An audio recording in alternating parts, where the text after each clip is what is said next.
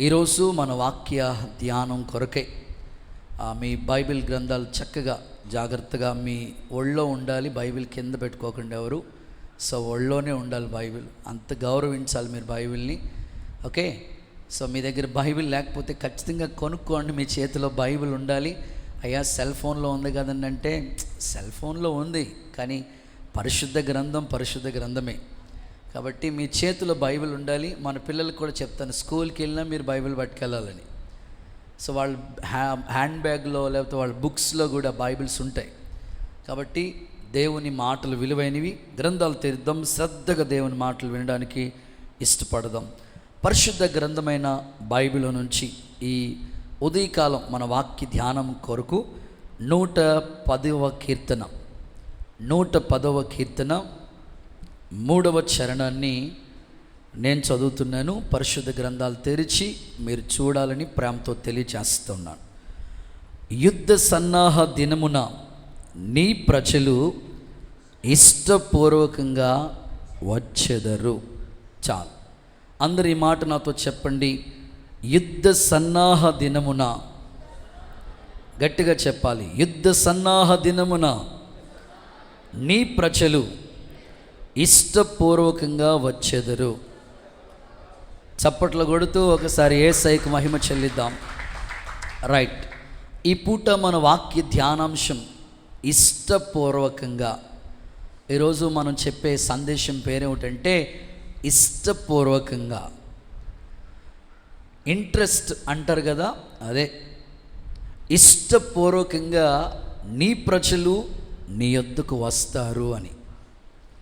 దేవుని మందిరానికి వచ్చే ప్రజల్లో అనేకుల యొక్క వ్యక్తిత్వం మనం చూస్తున్నప్పుడు ఇష్టపూర్వకంగా దేవుని దగ్గరికి రావాలి. యుద్ధ సన్నాహ దినమున నీ ప్రజలు ఇష్టపూర్వకంగా నీ యొద్దకు వస్తారు.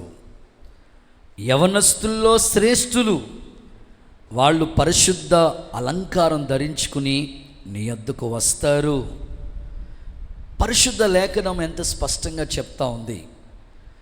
దేవుని లేఖన సారాంశాన్ని మనం చూస్తూ ఉన్నప్పుడు వాక్యం ఎప్పుడు కూడా చాలా ఉన్నతమైంది.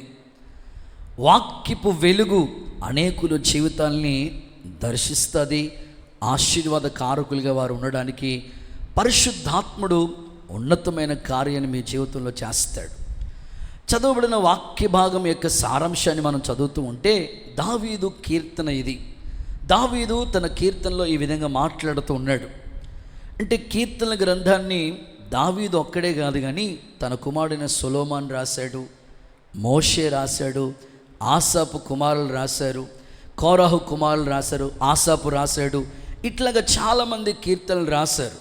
అందులో ఈ కీర్తన వచ్చినప్పటికీ దావీదే రాసినాడు. ఇక్కడ చదువుకున్న వాక్యం యొక్క మెయిన్ ఉద్దేశాన్ని మనం చదువుతూ ఉంటే, నీ ప్రజలు నీ దగ్గరికి వచ్చే విధానం ఎలా ఉంది ప్రభా అంటే ఇష్టపూర్వకంగా వస్తున్నారు.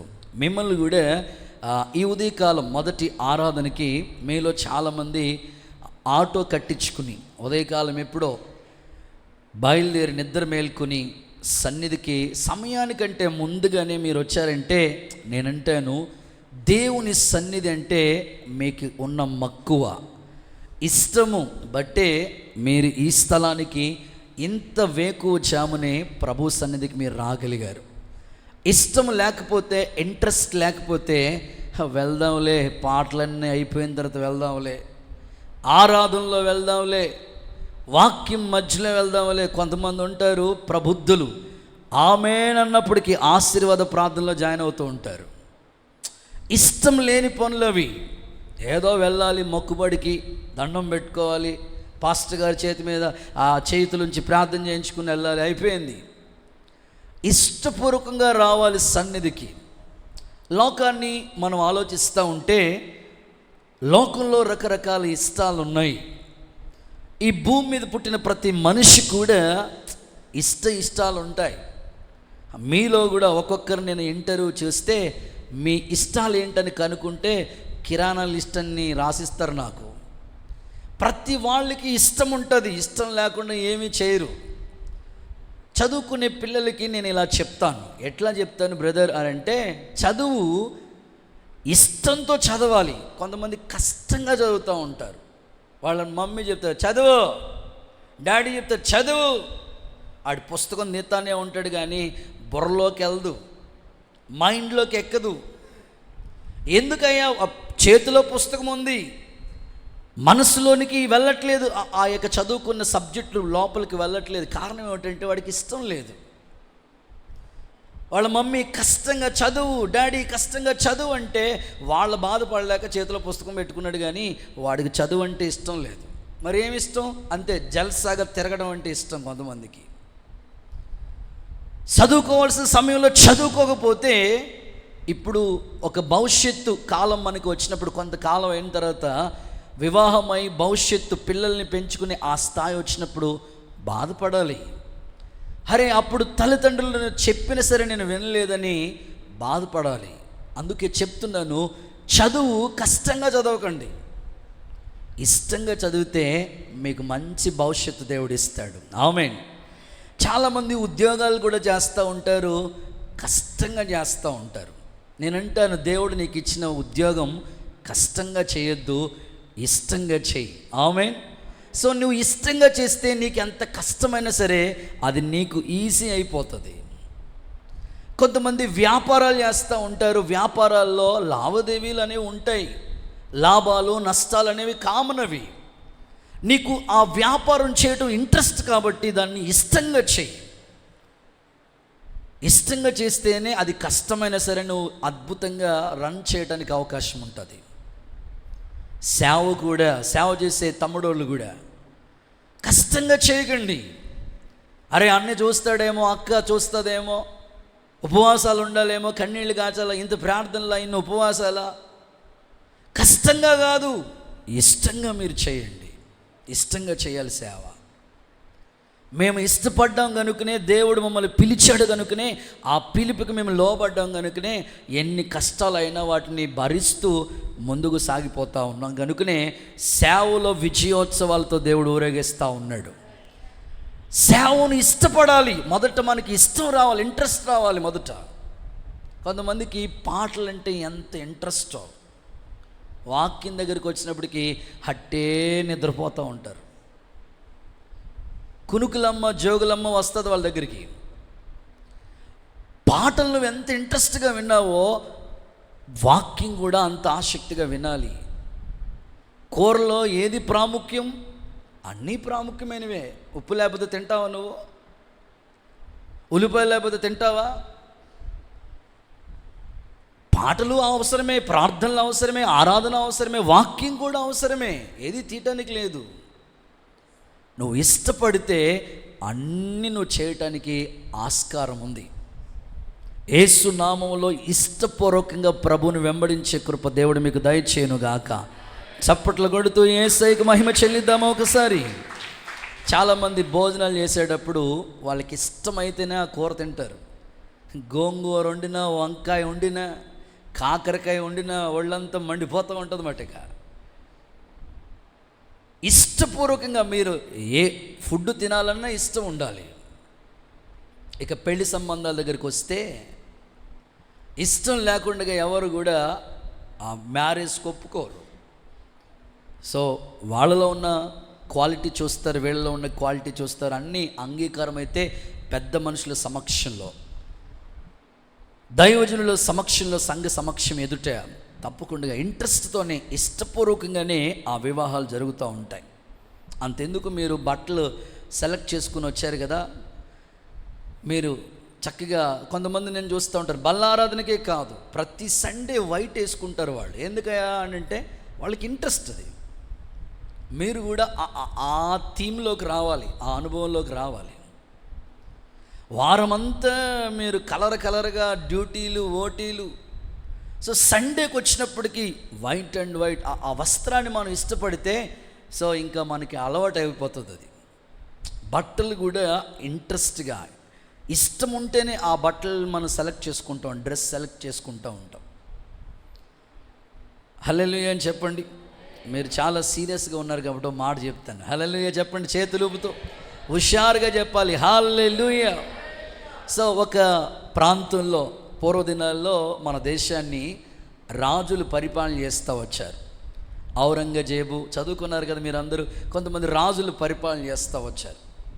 ఈ రాజుల పరిపాలనలో ఒక రాజు పరిపాలన జరుగుతూ ఉంది. ఆ పరిపాలన కాలంలో రాజుగారికి పెద్ద కోట, సంస్థానం.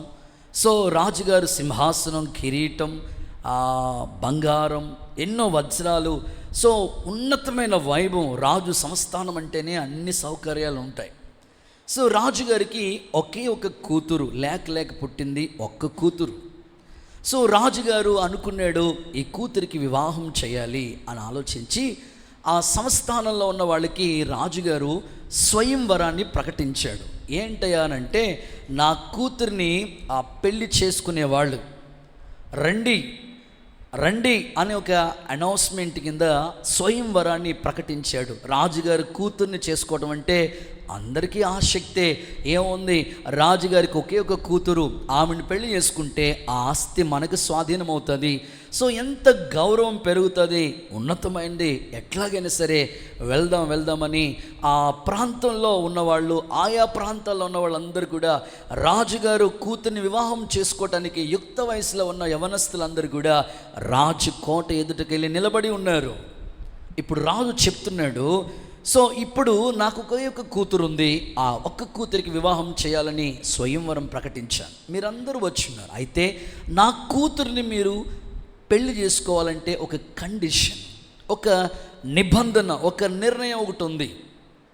ఆ నిబంధనకి మీరు లోబడినట్లయితేనే ఈ వివాహాన్ని మీరు చేసుకోవడానికి అవకాశం ఉంటుందని చెప్పినాడు రాజు. ఏంటయ్యా త్వరగా చెప్పండి అని అన్నారు వాళ్ళు. ఏమీ లేదు, నా ఈ సంస్థానం ఎదుటిగా, ఈ కోట ఎదుటిగా పెద్ద స్విమ్మింగ్ పూల్ ఒకటి ఉంది. ఈ స్విమ్మింగ్ పూల్లో ఎవరైతే ఇక్కడి నుంచి ఆ చివరి వరకు ఈదుకుని వచ్చేస్తారో వాళ్ళకి నా కూతుర్నిచ్చి పెళ్లి చేస్తానంటే అందరూ తొందరపడతా ఉన్న, నాకొచ్చి ఈత అని నేను ఉరికేస్తాను, నేను దూకేస్తాను అని అంటుంటే, అయితే ఒక కండిషన్, ఆ స్విమ్మింగ్ పూల్లో 6 డజన్ మొసళ్ళు ఉన్నాయి, వారం రోజుల నుంచి ఏమీ తినకుండా ఫాస్టింగ్తో ఉన్నాయి. దేవుడికి స్తోత్రం చెప్పండి. సో ఎవరు దూకుతారండి? బ్రతుకుంటే బఠానీలు అమ్ముకుని బతకొచ్చురా బాబా, రాజుగారి కూతురే కావాలేటి, వద్దులే అని అనుకుని అందరూ వచ్చిన వాళ్ళు ఎంత ఇంట్రెస్ట్గా వచ్చారో, రాజు ఏ కండిషన్ పెట్టినాడో ఆ కండిషన్కి భయపడి, అయ్యో మొసళ్ళు 6 డజన్ మొసళ్ళు వారం రోజుల నుంచి ఏం తినకుండా ఉన్నాయంటే మనల్ని కిస్మిస్ పండుగ చేసుకుంటారా బాబు, వద్దు అనుకుని వచ్చిన వాళ్ళు వచ్చినట్లుగా వెళ్ళిపోతూ ఉన్నారు. ఈ అడావుల్లో అందరూ కదా, వచ్చిన వాళ్ళు వచ్చిన గబగబా పరిగెత్తుకుని వెళ్ళిపోతూ ఉన్నారు, వెనక్కి వెళ్ళిపోతూ ఉంటుంది. ఈ అడావుల్లో ఒక్కడు ఆ చివరి నుంచి ఈ చివరికి ఈదుకుంటా వచ్చేసాడు. స్తోత్రం చెప్పండి ఒకసారి. వచ్చేసాడు. రాజుగారు హ్యాపీగా ఫీల్ అవుతున్నాడు. ఓ రారాజు, యువరాజు, అల్లుడు గారు చాలా సిద్ధంగా యాక్టివ్గా ఉన్నాడు. పెళ్లి కూతురు దండ పట్టుకుని రెడీగా ఉంది. నన్ను చేసుకునే వరుడు వచ్చినాడు. రాజాతి రాజా, వీరాతి వీరుడు, అమ్మో ఎన్నో కవిత్వాలు పలుకుతూ దండ పట్టుకుని రెడీగా ఉంది పెళ్లి కూతురు. ఇక 2 నిమిషాల్లో పెళ్ళైపోతుంది అన్న సందర్భానికి వచ్చినప్పటికి రాజుగారు చాలా హ్యాపీ ఫీల్ అవుతున్నాడు. ఈ లోపల ఆ చివరి నుంచి చివరికి ఈదుకుంటా వచ్చేసిన వ్యక్తి 2 నిమిషాలైతే పెళ్ళైపోతుంది అంటున్నాడు. రాజుగారు చాలా ఎలా దూకోబాబు, ఎలాగ అసలు ఎట్లా చేయగలిగాను అని అడుగుతుంటుంటే ఇలా చూసి అందరి వైపు ఒరే ఎవడ్రా నన్ను తోసింది అన్నాడు. వెంటనే రాజుకి అర్థమైపోయింది, వీడు ఇంట్రెస్ట్గా దూకి రాలేదు, ఎవడో తోస్తే కొట్టుకుని వచ్చేసాడు, వీడికి పెళ్లి చేయం అని పంపించేశారు. స్తోత్రం చెప్పండి ఒకసారి. సో నేను ఎందుకు ఈ మాట చెప్పానంటే, వాడు దూకింది ఇంట్రెస్ట్గా దూకిలా, ఎవడో తోసేస్తే మాట్లాడలేదు మీరు, ఎవరో తోసేస్తే కొట్టుకుని వచ్చేసాడు మాట. నేను మిమ్మల్ని అడుగుతున్నాను, మీరు ఎట్లా వచ్చారు? ఎవరైనా తోసారు మిమ్మల్ని? లేదు, ఇష్టపూర్వకంగానే వచ్చారు. చప్పట్లు కొడితే యేసయ్యకి మహిమ చెల్లిద్దాం. దేవుని దగ్గరికి ఇష్టపూర్వకంగా రావాలి. ఈ ఉదయకాలం ప్రభు సన్నిధిలో ఎందుకు ఈ సందర్భం మీకు చెప్పానంటే, వాడు దూకాడు, వివాహం అయిపోయేది, కానీ వాళ్ళలో ఉన్న చిన్న మిస్టేక్, ఎవరో తోస్తే వచ్చాడు కానీ ఇంట్రెస్ట్గా వాడు రాలా. ఈ పూట నేను అంటాను ఇష్టపూర్వకంగా. దీనికి కొన్ని పర్యాయ పదాలు ఉన్నాయి. హృదయపూర్వకంగా మనస్ఫూర్తిగా, మనపూర్వకంగా, ఇష్టపూర్వకంగా మనం చేయవలసిన కొన్ని పనులు ఉన్నాయి. ఇష్టపూర్వకంగా మనం ఏం చేయాలో ఒక 5 విషయాలు మీతో పంచుకుంటాను. ఒక క్రైస్తవుడు ఇష్టపూర్వకంగా చేయవలసిన ఒక 5 విషయాలు మీకు చెప్తాను. చదవండి. మొదటి మాట, దినవృత్తాంతాల మొదటి పుస్తకం 28వ అధ్యాయం 21వ వాక్యాన్ని చదువుదాం. దినవృత్తాంతాల మొదటి పుస్తకం 28వ అధ్యాయం 21వ వాక్యాన్ని చదువుదాం. దేవుని మందిర సేవ అంతటికి యాజకులను లేవీయులను వంతుల ప్రకారము ఏర్పాటైరి. ఓకే, నీ ఆజ్ఞకు బద్దులై ఉండి ఈ పని అంతటిని నెరవేర్చుటకై ఆయా పనులయందు ప్రవీణులైన వారు మనఃపూర్వకంగా మనస్ఫూర్తిగా పనిచేయువారును అధిపతులను జనులందరూ నీకు సహాయకులగుదురు. చాలు. సో మొదటి మాట, మనపూర్వకంగా, ఇష్టపూర్వకంగా, హృదయపూర్వకంగా. నేను చెప్పే ఆ సబ్జెక్ట్లో ఈ పదాలు మీకు కనబడుతూ ఉంటాయి. సో మొదటి మాట, ఇష్టపూర్వకంగా లేదా మనస్ఫూర్తిగా, హృదయపూర్వకంగా మనం చేయవలసిన కార్యాలు ఏమిటి అనంటే, పరిశుద్ధ గ్రంథం చెప్తుంది మొదటి మాట, దేవుని పని చేయాలి అనండి ఒకసారి. మనస్ఫూర్తిగా నువ్వు చేసే పనులన్నిటిలో దేవుని పని మనస్ఫూర్తిగా చేయాలి, ఇష్టపూర్వకంగా చేయాలి, హృదయపూర్వకంగా చేయాలి. సొలొమోను దేవాలయాన్ని కడతా ఉన్నాడు. 7 సంవత్సరాల నిర్మాణం ఆ దేవాలయం. 7 సంవత్సర కాలంలో ఈ దేవాలయం యెరూషలేములో నిర్మాణం జరుగుతూ ఉంటే, ఈ మందిర నిర్మాణానికి కొరకే కొంతమంది పని వాళ్ళు, ఆయా పనులు చేసేవాళ్ళు, ఆయా డిపార్ట్మెంట్లో వర్క్ చేసే వాళ్ళందరినీ కూడా దేవుడు సమకూరుస్తూ వచ్చాడు. దేవుని వాక్యంలో ఇక్కడ చదువుకున్న మాటను మేము చూస్తే, ఆయా పనులు చేసే వాళ్ళందరూ కూడా ఇష్టపూర్వకంగా నీకు సహాయం చేయటానికే వస్తారు అనే మాటను అక్కడ మనం చూస్తాం. దేవుని పని ఇష్టపూర్వకంగా మనం చేయాలి. నో డౌట్ ఇక్కడ కూర్చున్న మీ అందరి జీవితాల్లో మీ పనులు ఉన్నాయి. ప్రతి వారికి అనేకమైన పనులు ఉంటాయి. పనులు లేకుండా ఎవరు ఖాళీగా ఉండే బ్యాచ్ కానే కాదు. ఎవరికి ఉండే పనులు వాళ్ళకు ఉంటాయి. అయితే ఓ ప్రక్కన ఆ పనులన్నీ, ఓ ప్రక్కన దేవుని పని మరొక ప్రక్కన. ఒక తక్కడి తీసుకుని ప్రభు మనల్ని కొలిచినప్పుడు, దేవుని పని నువ్వు ఎంత చేస్తావు, నీ పని ఎంత చేసుకుంటున్నావు. సో మన జీవితాల్లో సోమవారం నుంచి శనివారం వరకు ఆయా పనుల్లో మనం బిజీగా ఉంటాం. ఆదివారం వచ్చినప్పటికీ దేవుని సందులో అలా కనబడి ప్రార్థనలో ఉండి మరలా మన పనిలో ఇన్వాల్వ్ అయిపోతూ ఉంటాం. నేనంటాను, ఆదివారం ఒక్కటి మట్టుకే దేవుడు పరిమితం అవ్వకూడదు. ప్రతిరోజు కూడా దేవుని పని గురించిన ఒక ఆలోచన, అన్వేషణ నీలోకి రావాలి. పరిశుద్ధాత్ముడు యేసు నామములో అలాంటి కృప మీకు దయచేయునుగాక. గట్టిగా చెప్పండి ఆమేనండి. మీరు కొలస్సీ పత్రికలో ఈ మాట రాయబడింది. 3వ అధ్యాయం 23వ వాక్య భాగాన్ని మీరు చూస్తే ఇక్కడ ఇలా చెప్తున్నాడు. కొలస్సీ పత్రిక 3:23 చూస్తే, మీరు ఏది చేసినను మనుషుల నిమిత్తం కాక దేవుని నిమిత్తమే ప్రభువు వలన స్వాస్థ్యమును ప్రతిఫలముగా పొందుదమని ఎరుగుదుము. గనుక మీరు ఏది చేసినను మనుష్యుల నిమిత్తం కాక ప్రభువు నిమిత్తమై మనస్ఫూర్తిగా చేయండి. మీరు ఏది చేసినా అది మనుష్యుల నిమిత్తం కాదు. పాట పాడినా, ప్రార్థన చేసినా, వాక్యమే చదివినా, పరిచర్య చేసినా, సువార్త ప్రకటించినా మనుష్యుల నిమిత్తం అయితే కాదు, ప్రభు నిమిత్తం మనస్ఫూర్తిగా చేయండి. దేవుని పని మనస్ఫూర్తిగా చేయాలి. యేసుక్రీస్తు నామములో ఒక దైవజనుడిగా నేను కోరుకుంటున్నాను, ఈ ప్రార్థన మందిరంలో అడుగుపెట్టిన మీ అందరి జీవితాల్లో దేవుని పని చేయటానికి యేసయ్య మీకు ఇంట్రెస్ట్ అనుగ్రహించునుగాక. గట్టిగా చెప్పండి ఆమేనండి. కొన్ని సందర్భాలు మీకు చెప్తాను. చెట్లు దేవుని పని చేసినాయండి. ఒలివ చెట్టు నా తైలమిచ్చి దేవుణ్ణి సన్మానిస్తానన్నది. అంజూరపు చెట్టు నా ఫలాన్నిచ్చి మాధుర్యాన్నిచ్చి ప్రభువుని గణపరుస్తానన్నది. ద్రాక్ష చెట్టు నా ద్రాక్ష రసం ద్వారా దేవుణ్ణి సంతోషపరుస్తానన్నది. చెట్లు దేవుని పని చేసినాయి అంటే మరి మనుషులుగా మనం దేవుని పని చేయొద్దా? ఆలోచించండి. కాకులు దేవుని పని చేసే ఏలియా ఆహారం కొరకే కేరీతు వాగు దగ్గర ఉంటే దేవుడు కాకులకి ఆజ్ఞాపిస్తే అసలే కాకి మాంసం మొక్క దొరికిందంటే కిస్మిస్ పండుగ చేసుకుంటుంది. అలాంటిది కాకులు దేవుని పని చేయటానికి దేవుని మాటకి లోబడ్డాయి. గాడిద యేసు ప్రభుని యెరూషలేము వీధుల్లో ఊరేగించింది. గాడిద దేవుడు పని చేసింది. చాప యోనాను చాప 3 రోజులు దాచింది తన కడుపులో. 3 రోజులు ఫాస్టింగ్ ప్రేయర్ చేసింది చేప. దేవుడికి స్తోత్రం చెప్పు ఒకసారి. నువ్వు ఒక్క రోజు చేయలేకపోతున్నావు, ఒక్క పూట చేయలేకపోతున్నావు. దేవుని పని చేసింది, ఆజ్ఞాపించాడు దేవుడు, అంతే. నీ కడుపులో దాయి అంటే 3 రోజులు యోనా చేప కడుపులో ఉన్నాడు. ఇలా బైబిల్లో మనం చూస్తూ ఉంటుంటే ఎంతోమంది పావురం, ఒలీవ కొమ్మ, యజమాని చెప్పాడు నీటి మట్టం తగ్గిందో లేదో ఒకసారి చూసిరా పో. ఒలీవ కొమ్మ తీసుకొచ్చి చూపించింది. కాకులు దేవుని పని చేస్తున్నాయి, పావురం దేవుని పని చేస్తుంది, గాడిద దేవుని పని చేస్తుంది, చెట్లు దేవుని పని చేస్తున్నాయి. మనిషే దేవుడు పని చేయట్లేదండి. ఎంత బాధను కలిగించే విషయం.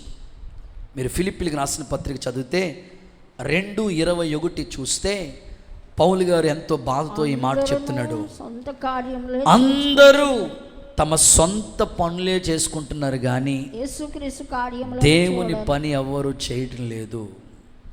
ఈరోజు నువ్వు మనస్ఫూర్తిగా చేయవలసిన పని ఏంటంటే దేవుని పని మనస్ఫూర్తిగా చేయి, ఇంట్రెస్ట్గా చేయి. సో దేవుడు నీకు పరిచర్య చేసే ఆ కృప ఇచ్చాడా? తప్పకుండా దేవుని మందిరంలోకి వచ్చి పరిచర్య చేసే ఆ కృప కాపాడుకోవాలి. పాటలు పాడే తలాంత్ ఇచ్చాడా? పాటలు పాడే పనిలో ఆ పరిచర్యలో ఇన్వాల్వ్ అవ్వాలి. బైబిల్ చెప్తున్నప్పుడు రిఫరెన్స్ చెప్పమన్నప్పుడు వెంటనే చదివే ఆ కృప ఇచ్చాడు అనుకోండి, వెంటనే చదవాలి. సండే స్కూల్ నడిపించే సామర్థ్యం ఇచ్చాడా? అలాగే దేవుని పనిలో. సో దేవుని పని ఎప్పుడూ కూడా రేపు చేద్దాంలే, ఎల్లుండి చేద్దాంలే, వాయిదాలు అయితే వెలికండి. ప్రభు మీరు చేయగలిగిన సామర్థ్యాన్ని మీకు ఇచ్చాడు కాబట్టి దేవుని పని చేయండి. బైబిల్లో దేవుని పని చేసిన వాళ్ళని దేవుడు ఊరకనే విడిచిపెట్టలేదు.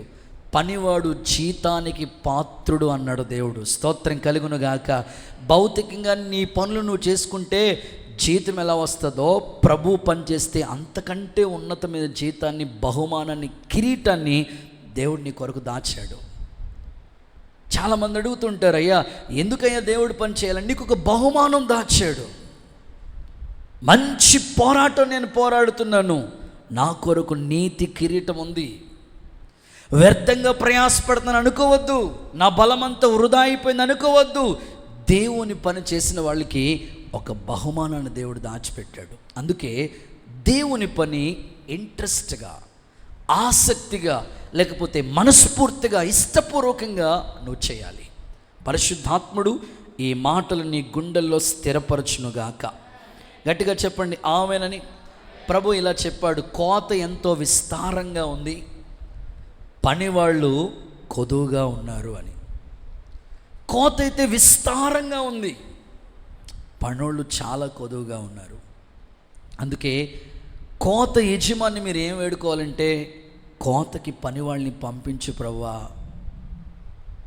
దేవుని పని చేసేవాళ్ళు తక్కువ మంది ఉన్నారు. దేవుని సన్నిధిలో వేడుకుంటున్నాం, దేవుడు పని చేయటానికి తగిన వ్యక్తుల్ని ఈ పరిచర్యలో, దేవుని పనిలో వాళ్ళు కూడా పరిచారకులుగా, పాలి భాగస్తులుగా పరిశుద్ధాత్ముడు ఒక్కొక్కరిని బలపరచునుగాక. హిజ్కియా దేవుని పనిని హృదయపూర్వకంగా చేశాడంటండి. దేవుని పని చాలా ఇంట్రెస్ట్గా చేశాడు హిజ్కియా. అందుకే తనకి కష్టం వచ్చినా, తనకి ఆపత్కాలం మరణకరమైన రోగమే వచ్చినా దేవుడు వెంటనే తన ప్రార్థన ఆలకించాడు. హిజ్కియా రాజైన ఆ మొదటి సంవత్సరమే, మొదటి నెలలోనే, మొదటి రోజే మందిరం పాడైపోతే ఆ మందిరం పని మరలా బాగు చేసే పని హిజ్కియా తీసుకున్నాడు. మీరు కావాలంటే బైబిల్లో చూడండి, ఆ మాటలు చదివిస్తాను. దినవృత్తాంతాల 2వ పుస్తకం 31:21. దినవృత్తాంతాల 2వ పుస్తకం 31:21. తన దేవుని ఆశ్రయించుటకై చదవండి. దేవుని మందిర సేవ విషయమందు, దేవుని మందిర సేవ విషయమైందేమి, ధర్మశాస్త్ర విషయమందేమి, ధర్మం అంతటి విషయమందేమి, తాను ప్రారంభించిన ప్రతి పని అతడు హృదయపూర్వకంగా ఎలా చేశాడు? బ్రదర్ సిస్టర్, ఎలా చేశాడు? హృదయపూర్వకంగా జరిగించి వర్ధిల్లెను. ఇప్పుడు కొట్టండి చప్పట్లు, యేసయ్యకి మహిమ వచ్చినట్లు. దేవుడు నిన్ను కూడా వర్ధిల్లింప చేయనుగాక. నువ్వు ఇంట్రెస్ట్గా హృదయపూర్వకంగా దేవుని పని చేస్తే ఖచ్చితంగా నువ్వు డెవలప్ అవుతావు, వర్ధిల్లుతో ఆశీర్వాదకారకులుగా. రాజులే, హిజ్కియా రాజు, యూదా రాజుల్లో ఒక రాజు హిజ్కియా. కానీ దేవుని పని ఎంత ఇంట్రెస్ట్గా హృదయపూర్వకంగా జరిగించి వర్ధిల్లుతూ వచ్చాడు. దైవజనులు యేసన్న గారి గురించి ఓ సందర్భం మీకు చెప్తాను. ఒకసారి ఆయన బస్సులో ప్రయాణమై వెళ్తూ ఉన్నారంట. ఒక వ్యక్తి ఆయన బస్సులో ప్రయాణం వెళ్తుంటుంటే ఒక స్టాప్ వచ్చిన చోటకి, ఆ స్టాప్ దగ్గరికి వచ్చి అక్కడ ఇంకొక వ్యక్తి ఆ బస్సు ఎక్కారట. పాసెంజర్ బస్సు అది. ఇంకొక వ్యక్తి ఎక్కాడు. ఎక్కిన తర్వాత తన ప్రక్కనే కూర్చున్నాడంట, అన్న ప్రక్కనే కూర్చున్నాడంట. కూర్చున్న వెంటనే, బస్సు ఎక్కిన వెంటనే, కూర్చున్న వెంటనే మీరైతే ఏం చేస్తారు? బస్సు ఎక్కడం పాపం, అట్లాగే నిద్రలోకి వెళ్ళిపోతూ ఉంటారు. కానీ ఆయన బస్సు ఎక్కిన వెంటనే అలా కళ్ళు మూసుకుని ప్రార్థన చేసుకున్నారంట. క్రైస్తవుడికి ప్రార్థన చాలా ఉన్నతమైంది. భోజనం చేసుకునేటప్పుడు కూడా ఆహారం ఇచ్చినందుకు స్తోత్రం ప్రభువా అని ప్రార్థన చేసుకుని తినాలి. కొంతమందికి కళ్ళ ముందుకు రావటం పాపం, అట్లాగే గుడుక్కుని మింగేస్తూ ఉంటారు. ఆయన బస్సు ఎక్కి ప్రార్థన చేసుకున్నాడు. వెంటనే అన్న ప్రక్కన ఉన్నాడేమో చూసి, ఆర్ యు క్రిస్టియన్ అన్నారట. అవునండి అని యేసన్న గారు అడిగారట, బాబు నువ్వు ఎలాగ దేవుణ్ణి నమ్ముకున్నావు, ఎలా ప్రభువులోకి వచ్చావు, ఎలా రక్షించబడ్డావు, నువ్వు ఎలాగ నువ్వు దేవుణ్ణి ఆశ్రయించావు అనంటే, ఆ బస్సు ఎక్కిన వ్యక్తి చెప్పినాడంట, నేను సువార్తను చూసి దేవుణ్ణి నమ్మాను అన్నాడంట. ఎవరైనా సువార్తను విని నమ్ముతారు కదా, సువార్త ఆలకించి దేవుని మాటలు విని ఆ తర్వాత రక్షించబడతారు. కానీ ఈ వ్యక్తి సువార్తను చూసి నేను రక్షించబడ్డానయ్యా అన్నాడట. అవునా, అదేంటయ్యా విచిత్రంగా ఉంది, సువార్తను విని అందరూ నమ్ముతారు కానీ నువ్వు సువార్తను చూసి ఎలాగ ప్రభులోకి వచ్చావనంటే, తన అనుభవ సాక్ష్యాన్ని బస్సులో జర్నీ చేస్తూ ఉన్నప్పుడు చెప్పాడంట. ఏమని చెప్పాడయ్యా అనంటే, మా ఊరిలో ఒక్క క్రైస్తవుడు కూడా లేడయ్యా, ఒక్క వ్యక్తి కూడా దేవుణ్ణి నమ్ముకున్న ఒక్క క్రైస్తవుడు కూడా లేడు. చాలామంది అన్యులుగా మా ఊరిలో కొనసాగించబడతా ఉన్నారు. అయితే కొద్ది రోజుల క్రితం మా ఊరికి ఒక టీచర్, స్కూల్లో పాఠాలు చెప్పుకునే పంతులు గారు, ఒక టీచర్ వేరే ఊరు నుంచి ట్రాన్స్ఫర్ అయ్యి మా ఊరికి వచ్చాడు. తనకి ఒక భార్య, ఇద్దరు పిల్లలు. దేవుడికి స్తోత్రం చెప్పండి. ఒక భార్య, ఇద్దరు భార్యలు కాదు, ఒక భార్య, ఇద్దరు పిల్లలు. వాళ్ళు వచ్చారు. చిన్న గది అద్దెళ్ళు తీసుకుని మా ఊరిలో మా ఏరియాలో వాళ్ళు అద్దెకుంటూ ఉండేవారు. ఆ స్కూల్ టీచర్ ఎంత బాధ్యత కలిగిన వాడు అని అంటే, కొంతమంది టీచర్స్ ఉంటారు, అంటే అందరూ అట్లా ఉంటారని కాదు, మొక్కుబడి కోసం వెళ్ళాలి కాబట్టి స్కూల్కి వెళ్తారు, పిల్లలకి పాఠాలు చెప్తారు, తర్వాత మధ్యాహ్నం టైంలో కూడా అట్లా మళ్ళీ నిద్రలోకి వెళ్ళి మళ్ళీ మేల్కొని అట్లా టైం అయిపోయినండి గంట కొట్టేసి రండి వచ్చేస్తారు. అలా కాదు, ఈ టీచర్ ఎంతో బాధ్యత కలిగిన వాడు. 9 గంటలకి స్కూల్ అయితే 8 గంటలకే ఇంటి దగ్గర బయలుదేరి పిల్లల ఇంటికి వెళ్ళి పిల్లలు వాళ్ళ పేరెంట్స్కి స్కూల్ యొక్క ప్రాముఖ్యత, చాలామంది పిల్లల్ని స్కూల్కి పంపించట్లేదు, పనులకి చిన్న వయసులోనే పనులు పంపించేస్తూ ఉంటే 10 రూపాయలు లేకపోతే 50 రూపాయలు 100 రూపాయలు వస్తాయి. ఒక పిల్లోడు ఈరోజు పనికి వెళ్తే 200 వస్తాయి, ఇంకో పిల్లోని పంపిస్తే 200 వస్తాయి. అట్లాగా పనులకు పంపించేస్తూ ఉంటుంటే ఆ పిల్లలకి స్కూల్ యొక్క ప్రాముఖ్యత, చదువు యొక్క బాధ్యత గురించి చెప్పి చక్కగా పలక బలపం ఇట్లాగన్నీ రెడీ చేసి ఆ పిల్లల్ని చక్కగా స్కూల్కి నడిపిస్తూ ఉండేవాడు. ఆయనే తీసుకెళ్ళిపోతూ ఉండేవాడు. చాలా ఇంట్రెస్ట్గా పిల్లలకి పాఠాలు చెప్తూ ఉండేవాడు ఆయన. ఇట్లాగా చదువు ఎక్సలెంట్గా పిల్లలకి విద్యాభ్యాసాన్ని నేర్పిస్తూ వచ్చాడు. సో వాళ్ళని మేము గమనిస్తూ ఉన్నాము. ఇంకా చెప్పాలంటే మా ఊర్లో, పల్లెటూరు కదయ్యా మాది అని మాట్లాడుతూ ఆయన అన్నారంటే, ఊర్లో పరిస్థితులు ఎలా ఉంటాయంటే రోడ్ల మీద వాళ్ళు ఇంటి దగ్గర అప్పుడే మాట్లాడుకుంటారు, అప్పుడే జుట్టు పెట్టుకుని కొట్టేసుకుంటారు, ఇలా ఉంటుంది. కానీ వాళ్ళ ఇంట్లో మేము చూస్తూ ఉన్నాం, పిల్లలు ఉన్నారు, భార్య ఉంది, ఎప్పుడు వాళ్ళ ఇంట్లో గొడవ పడినట్లు కానీ, సో ఒకరికొకరు అసమాధానంగా ఉన్నట్లు కానీ చూడలేదు. సో ఇవన్నీ గమనించిన ఆ ఊరు ప్రెసిడెంట్ గారు, ఏంటి ఈ ఊరిలో ఈ టీచర్ చాలా స్పెషల్గా ఉన్నాడు ఏంటని ఒకసారి ఆయనే స్వయంగా వాళ్ళ ఇంటికి వచ్చి అడిగితే, సార్ మిమ్మల్ని గమనిస్తూ ఉన్నాం, మీ పిల్లలతోనూ భార్యతోనూ అట్లా స్కూల్లోనూ కూడా ఎంతో స్ట్రిక్ట్గా మీ కర్తవ్యాన్ని మీరు చేసుకుంటూ వెళ్తున్నారు, అసలు ఎట్లాగా మీరు చేయగలుగుతున్నారు, ఎప్పుడు గొడవ పడినట్టు కానీ అసభ్యంగా మాట్లాడినట్టు కానీ మిమ్మల్ని చూడలేదు, ఇది ఎలా సాధ్యమైంది మీకు అని అంటే, ఆ టీచర్ గారు చెప్పారట, మేము యేసు ప్రభుని నమ్ముకున్నాం, మేము యేసు ప్రభుని నమ్ముకున్న తర్వాత ప్రభు మా జీవితాల్ని మార్చేశాడు, అందుకొరకే మేము ఎవరితో అసమాధానంగా ఉండో, ఎవరితో గొడవలు పెట్టుకోము, దేవుని ప్రేమనే ఇతరులకు పంచుతూ ఉంటాము, మా డ్యూటీ మేము చేసుకుంటా దేవుని పని చేయమన్నాడు ప్రభు, అందుకే ఆ పనిలో ఈ సాంఘిక సేవ లేదా ఉన్నతమైన సత్క్రియలు చేయటానికి బాధ్యత కలిగి మేము దేవుని పనిని చేసుకుంటూ వెళ్తూ ఉన్నాము అని అంటే, ఆ యొక్క ఊరి ప్రెసిడెంట్ గారు ఆయన చెప్పిన మాటలు విని నిజంగా యేసు ప్రభులో ఇంత ప్రేమ అనురాగాలు ఉన్నాయా, ఇంత దైవత్వం ఉందా, ఇంత గొప్పతనం ఉందా, అయితే మేము కూడా యేసు ప్రభుని నమ్ముకొచ్చా అని అడిగారంట ఊరు ప్రెసిడెంట్ గారు. స్తోత్రం చెప్పండి ఒకసారి. సో ఎందుకు నమ్ముకోకూడదండి, మీరైనా నమ్ముకోవచ్చు, ఎవరైనా నమ్ముకోవచ్చు, యేసు ప్రభు అందరికీ ప్రభు అని మరలా ఆయనకి సువార్త చెప్పాడంట టీచర్ గారు. సో వెంటనే ఆ మాటలు విన్న వ్యక్తి ఆ హృదయంలో నాటుకుని ఆ ఊరు ప్రెసిడెంట్ గారు మొట్టమొదట ఆ ఊరిలో యేసు ప్రభుని అంగీకరించాడంట. సో ఊరోళ్ళందరూ ప్రెసిడెంట్ గారే ప్రభువులోకి వెళ్తే మనకేముంది, పదండ్రా బాబు అని వాళ్ళు కూడా వచ్చారు. ఒకప్పుడు ఊర్లో ఒక క్రైస్తవుడు కూడా లేరు, ఈ టీచర్ గారు మా ఊర్లో అడుగు పెట్టడం ద్వారా ఇప్పుడు ఊరంతా కూడా రక్షించబడిందని చెప్పాడంట. గట్టిగా చప్పట్లు కొడుతూ ఒకసారి యేసయ్యకు మహిమ చెల్లిద్దాం. ఈ ఉదయకాలం మీరు ఆలోచించండి, ఆ టీచర్ తన ఉద్యోగ బాధ్యతలే చూసుకోవటం మాత్రమే కాదు, దేవునిని పరిచయం చేసి ఒక్క టీచర్ ప్రభువుని కొరకే ఊరంతటిని కూడా రక్షించగలిగాడంటే ఇది దేవుని కర్తవ్యాన్ని ఎంత భుజస్కంధాల మీద వేసుకున్నాడో ఒకసారి మీరు ఆలోచించండి. ఈరోజు మీరు అనేకమైన డిపార్ట్మెంట్లో ఉద్యోగం చేస్తూ ఉన్నారు, కాలేజెస్లో, స్కూల్స్లో, ఇంటి దగ్గర, లేకపోతే చిన్న ఏయో పనులు చేసుకుంటూ ఉన్నారు. పెయింటింగ్ వర్క్ చేసేవాళ్ళు కొందరు, తాపీ మేస్తులు మరికొంతమంది.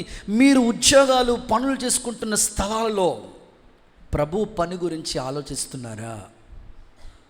ఈ ఉదయకాలం హిజ్కియా రాజయుడు కూడా మందిరానికి వచ్చేటప్పుడు పట్టణంలో అధికారులందరినీ తీసుకొచ్చేవాడంట. హిజ్కియా మందిరానికి వచ్చినప్పుడు ఎంత బాధ్యతగా దేవుని పని నెరవేర్తించాడు. ఈరోజు మీ జీవితాల్లో కూడా దేవుని పని ఒకటి ఉంది, అది హృదయపూర్వకంగా చేయాలి. చేస్తే మనం వర్ధిల్లుతాం, ఆ పనికి తగిన జీతం ఉంటుంది, యేసయ్యకు సాక్షులుగా బ్రతుకుదముగాక. గట్టిగా ఆమేనని చెప్పండి. పౌలు తిమోతి పత్రికలో మాట్లాడుతున్నాడు, సిగ్గుపడనక్కర్లేని పనివాడిగానే ఉండాలి. ఒకరోజు దేవుడు అడుగుతాడు నిన్ను, ఏం పని చేస్తావు నా కోసం నీవు? నేనయ్యా ఉద్యోగ బాధ్యతలు చేశానయ్యా, పిల్లల్ని పెంచానయ్యా, వాళ్ళకి ఇల్లు కట్టానయ్యా, వాళ్ళకి పెళ్ళిళ్ళు చేశానయ్యా, అన్నీ చేసావు, మరి నా పని ఏం చేసావు? ఈరోజు తీర్మానం చేసుకోవాలి, సిగ్గుపడనక్కర్లేని పనివాడిగా ప్రభు ఎదుట మనం నిలబడాలి. ఖచ్చితంగా అడుగుతాడు దేవుడు మనల్ని, నా పని నువ్వు ఎంత చేస్తా ఉన్నావు. కాబట్టి మీరు బాధ్యత తీసుకోండి. మనస్ఫూర్తిగా మీరు చేయవలసింది, హృదయపూర్వకంగా ఇష్టపూర్వకంగా ఒక క్రైస్తవుడు చేయవలసిన పనులు ఏంటంటే, మొదటిది దేవుని పని ఇష్టపూర్వకంగా చేయాలి. దానికి తగిన జీతం ఉంది. యేసయ్య మీకు అట్టి కృపను అనుగ్రహించును గాక. రెండో విషయానికి వస్తుంది, సెకండ్ వన్, ఇష్టపూర్వకంగా హృదయపూర్వకంగా మనం చేయవలసిన పనులు కొన్ని చెప్తాను, చదవండి. ఎఫెసీయులకు రాసిన పత్రిక 6వ అధ్యాయం 6వ వాక్య భాగం. రెండవ మాటగా ఎఫెసీయులకు రాసిన పత్రిక 6వ అధ్యాయం 6వ వాక్య భాగం. మనుషుల్ని సంతోషపెట్టేవారు చేసినట్లు కంటికి కనబడటానికి మాత్రమే కాక క్రీస్తు దాసులమని ఎరిగి దేవుని చిత్తాన్ని మనపూర్వకంగా జరిగించుచు. చాలు. సో సెకండ్ వర్డ్, రెండో మాట మనం చూస్తే దేవుని చిత్తం మనస్ఫూర్తిగా చేయాలి, ఇష్టపూర్వకంగా చేయాలి. అందరి పట్ల దేవుని సంకల్పం, దేవుని నిర్ణయం, దేవుని ఉద్దేశం, దేవుని చిత్తం ఒకటి ఉంటుంది. అది గ్రహించి ఇష్టపూర్వకంగా మనం చేయాలి దేవుని చిత్తాన్ని. ఒక దైవజనుడు ఇట్లా అన్నాడు, దేవుని చిత్తం అంటే ఏంటి బ్రదర్? అసలు దేవుని చిత్తం అంటే ఏంటి అని అంటే, వైట్ పేపర్ నీకు ఇస్తే కింద సంతకం పెట్టేవటమే. ప్రభువా నువ్వేమైనా రాసుకో, దానికి నేను లోబడతాను. అది దేవుని చిత్తం. మనం ఏం చేస్తామంటే అన్నీ మనం రాసేసుకుని కింద ప్రభు సంతకం పెట్టమని అడుగుతూ ఉంటాం. హల్లెలూయా చెప్పండి ఒకసారి. సో ఎంత డిఫరెంట్. దేవుని చిత్తం ఒకటి ఉంది నీ పట్ల. సో దానికి ఎప్పుడు కూడా నువ్వు లోబడాలి, అంగీకరించాలి. దేవుని చిత్తాన్ని మనస్ఫూర్తిగా, మనపూర్వకంగా, హృదయపూర్వకంగా, ఇష్టపూర్వకంగా నువ్వు చేయాలి. పరిశుద్ధ గ్రంథంలో మనం చూస్తాం, సౌలు మొట్టమొదటి రాజే, కానీ దేవుని చిత్తాన్ని చేయటానికి ఇష్టపడలేదు. అందుకే రాజ్యాన్ని పోగొట్టుకున్నాడు. తనకు మనసుకు నచ్చినట్లుగా చేశాడు, కానీ దేవుని ఇష్టాన్ని మాత్రం సౌలు చేయలేదు. ఈరోజు కూడా చాలామంది దేవుని మందిరానికి వస్తారు, దేవుని మాటలు వింటారు, కానీ చేయటానికి సిద్ధపడరు. సౌలు రాజ్యం పోగొట్టుకోవడానికి కారణం దేవుని చిత్తం చేయలేదు. నెక్స్ట్ యోనా, నినేవే పట్టణానికి దేవుడు వెళ్ళమంటే తర్షీష్కి వెళ్ళే వాడెక్కాడు. వాడలో ఉన్న వస్తువులన్నీ కూడా నేలపాలైపోయినట్లుగా సముద్రంలో పడేసినారు. దేవుని చిత్తాన్ని చేయకపోతే ఎంత నష్టం అండి బాబు. ఈ ఉదయకాలం మీరు ఆలోచించాలి, దేవునికి విరోధంగా మీరు ఎలా ప్రార్థన చేసుకోవాలి. ప్రభా నీకు విరోధంగా రూపించబడిన ఏ ఆయుధం వర్ధిల్లకూడదు ప్రభా, నా ఇంట్లో నీ ఇష్టమే జరగాలయ్యా, నీ ఇష్టాన్ని నేను ఇష్టంగా చేయాలి ప్రభా. అద్భుతమైన కార్యం యేసు నామముల ప్రభు మీ జీవితంలో జరిగించునుగాక. బైబిల్లో మీరు చూడండి, రోమీయులకు రాసిన పత్రికలో 12వ అధ్యాయం 2వ వాక్యంలో ఇలా రాసుంది. రోమీయులకు రాసిన పత్రిక 12వ అధ్యాయం 2వ వాక్యాన్ని మీరు చూస్తే, మీరు ఈ లోక మర్యాదను ఫాలో అవ్వద్దు. ఉత్తమము అనుకూలము సంపూర్ణమయ్యున్న దేవుని చిత్తాన్ని టెస్ట్ చేయండి, పరీక్షించండి. దేవుని చిత్తం ఏదో పరీక్షించి తెలుసుకున్నట్లు మీ మనసు మారి నూతన మగుట వలన మీరు రూపాంతరం చెందుతారు. దేవుని చిత్తం ఏదో పరీక్షించండి. మీకు ఇలా చెప్తే అర్థమవుతుంది. చేతులు ఎత్తి ఒకసారి హల్లెలూయా చెప్పండి. సో అందరి పట్ల దేవుని చిత్తం ఒకటి ఉంటుంది, దాన్ని మనం కనుక్కోవాలి, పరీక్షించాలి, తెలుసుకోవాలి. అప్పుడు అలా చేయాలి. చాలామందికి నామకార్థ క్రైస్తవ్యంలో ఉండిపోయిన వాళ్ళు, దైవ చిత్తానికి లోబడరు చాలామంది. ఎలా మాట్లాడుతూ ఉంటారంటే, వాళ్ళకి సరిగ్గా అవగాహన, దైవ చిత్తం తెలియక ఎలా మాట్లాడుతూ ఉంటారంటే, వాళ్ళు అంటున్న మాటలు మనం కొన్నిసార్లు వింటూ ఉంటామంట.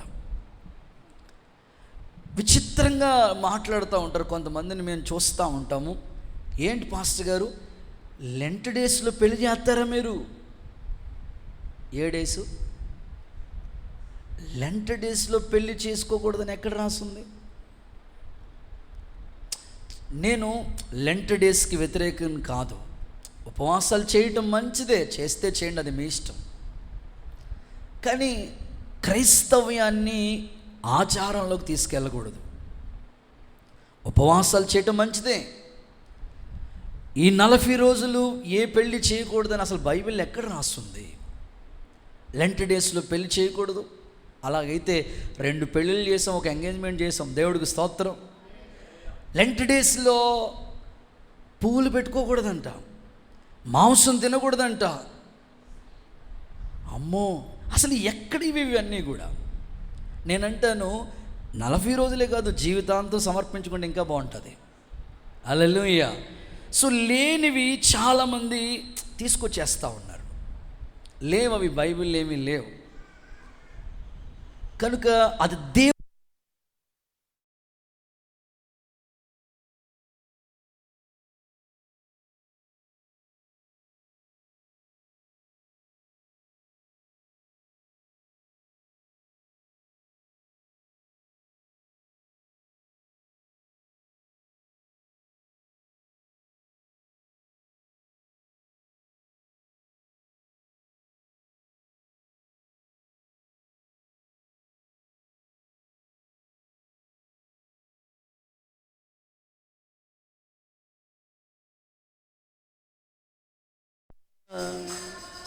హల్లెలూయా, హల్లెలూయా, హల్లెలూయా, స్తుతి మహిమ ఎల్లప్పుడూ.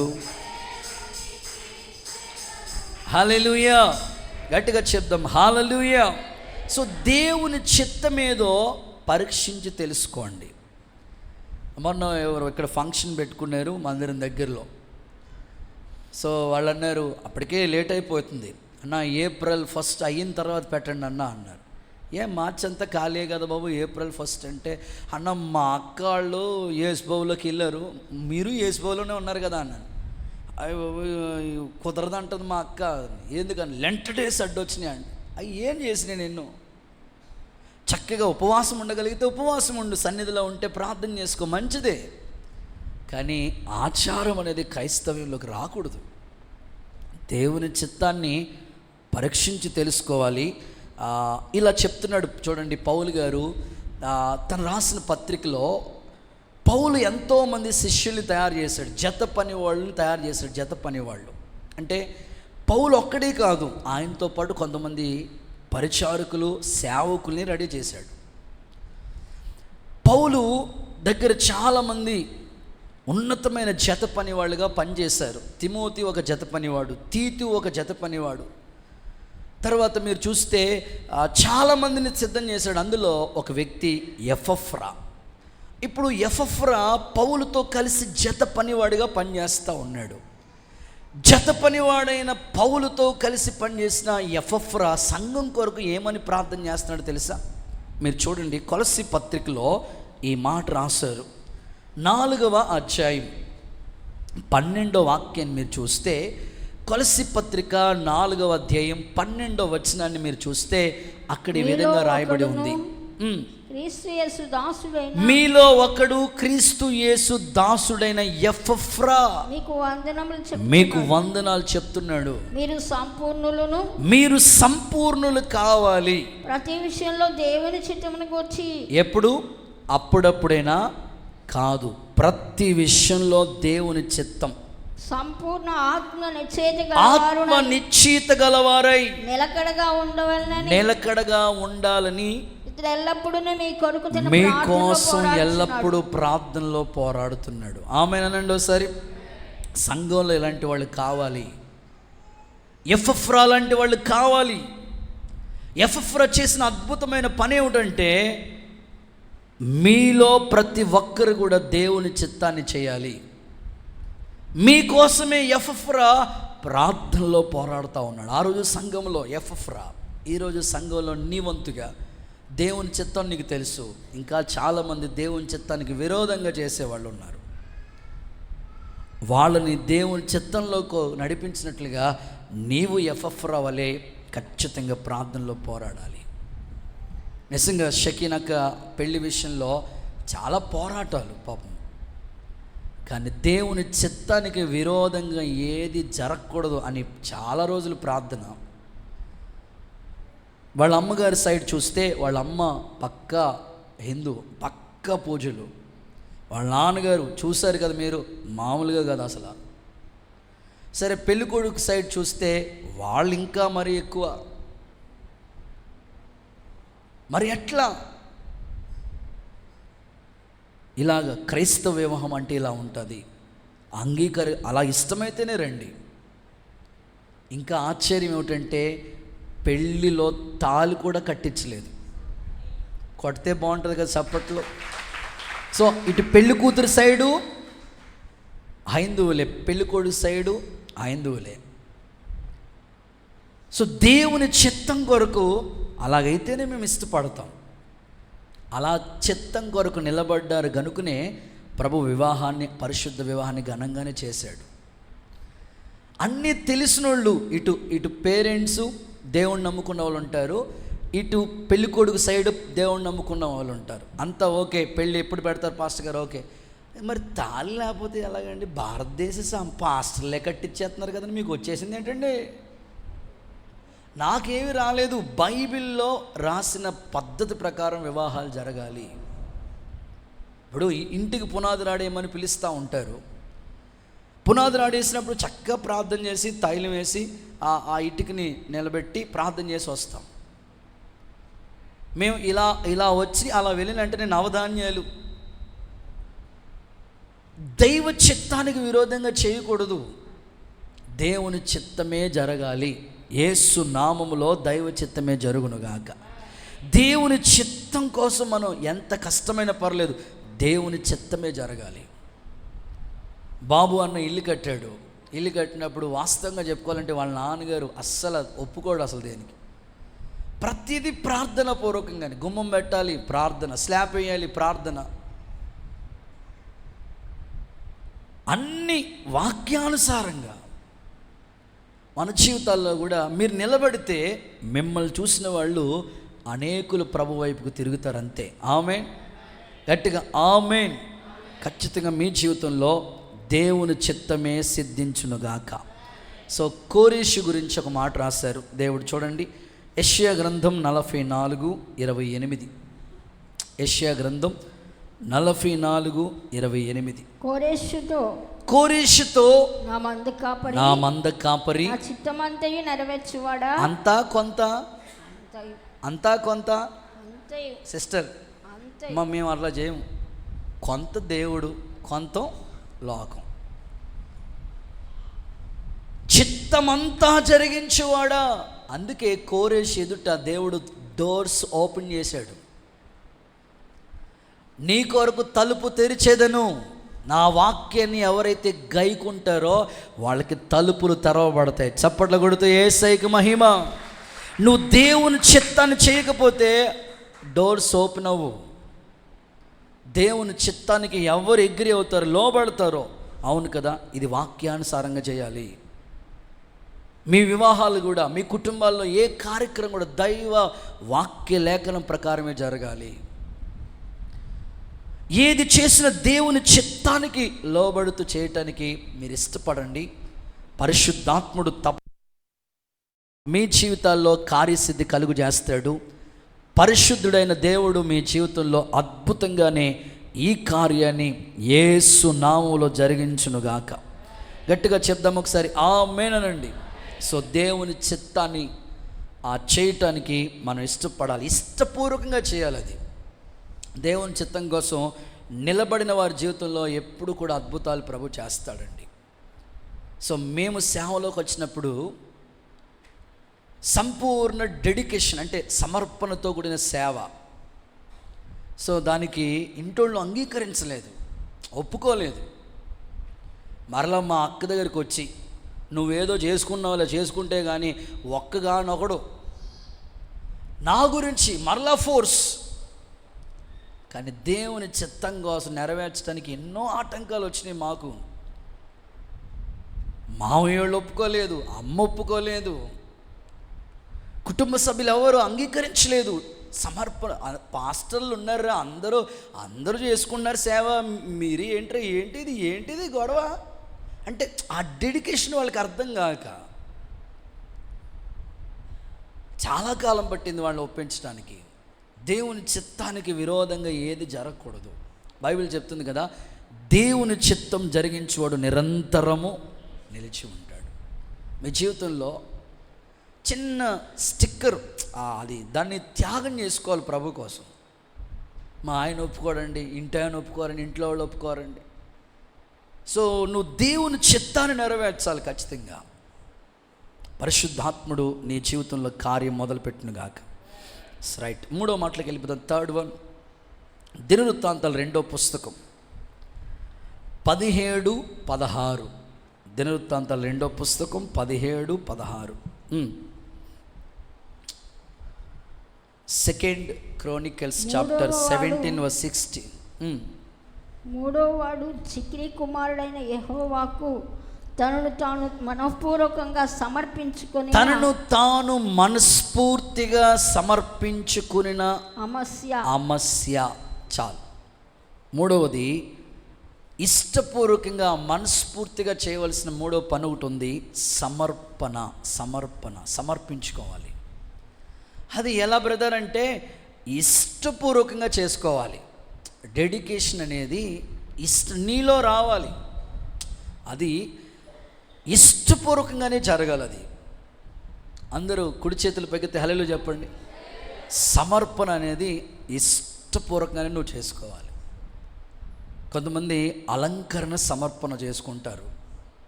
సో అది వాక్యానుసారమే, బైబిల్లో రాశారు. చేసుకునేటప్పుడు ఇష్టపూర్వకంగా నువ్వు చేసుకోవాలి, మనస్ఫూర్తిగా చేసుకోవాలి.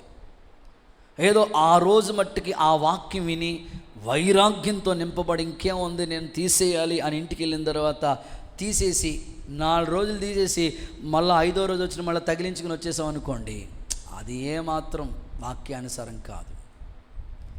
సమర్పణ అనేది ఇష్టపూర్వకంగా చేయాలి. ఇక్కడ అమస్య అనే ఒక వ్యక్తి ఉన్నాడు. డెడికేషన్, సమర్పణ అనేది ఎలా చేసుకుంటున్నాడంటే ఇష్టపూర్వకంగా. ఆత్మీయులైన మీరు గమనించాల్సిన విషయం ఏమిటంటే సమర్పణ అనేది ఇష్టపూర్వకంగా రావాలి. సమర్పణలో అనేక వంతులు ఉన్నాయి, అనేక స్టేజ్లు ఉన్నాయి. ఎట్లాగనంటే ఈజీగా చెప్పాలంటే వస్త్రాలు సమర్పణ. మనం వేసుకునే వస్త్రాల్లో కూడా సమర్పణతో కూడిన వస్త్రాలు. ఖచ్చితంగా తెల్లని వస్త్రం అనేది అది సమర్పణ మనకు రావాలది. నేను ఎప్పుడు కోరుకుంటాను, ఎప్పుడు చూస్తానో నా కళ్ళుతో అందరూ ఆదివారం తెల్లని వస్త్రాలు వేసుకుని కనబడితే చాలు. వస్త్రాల్లో సమర్పణ రావాలి నీకు. కలర్ఫుల్ ఎప్పుడు నువ్వు ఇంట్రెస్ట్గానే ఉంటున్నావో సండేకి వచ్చినప్పటికీ తెల్లని వస్త్రాలు.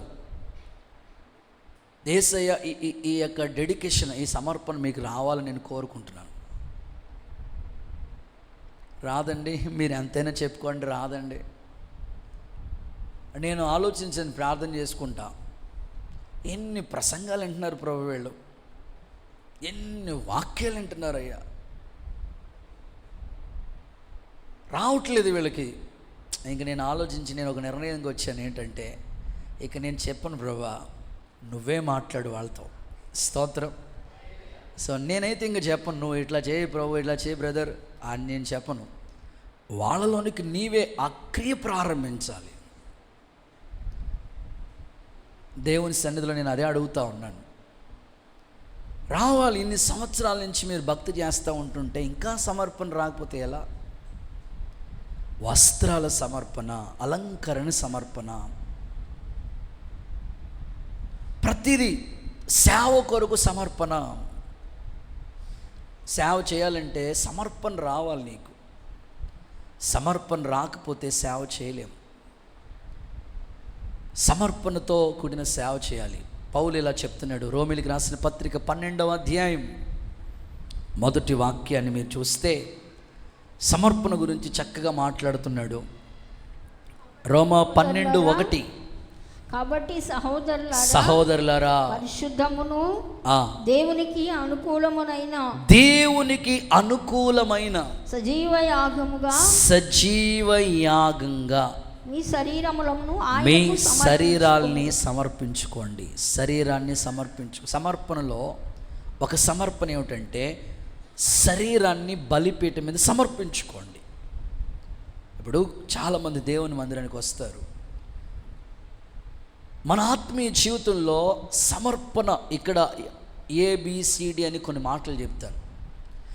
సజీవ యాగంగా అంటే బ్రతుకుండగానే బలిపీఠం మీద సమర్పించుకోగలిగిన అనుభవాలు. సజీవ యాగంగా సమర్పించుకోండి. అది మనస్ఫూర్తిగా చేసుకోవాలి మీరు. ఇప్పుడు శరీరాన్ని సమర్పించుకోమన్నాడు అంటే దానికి అర్థం ఏంటంటే, చూడండి నా వైపు చూడండి, కన్ను అనండి.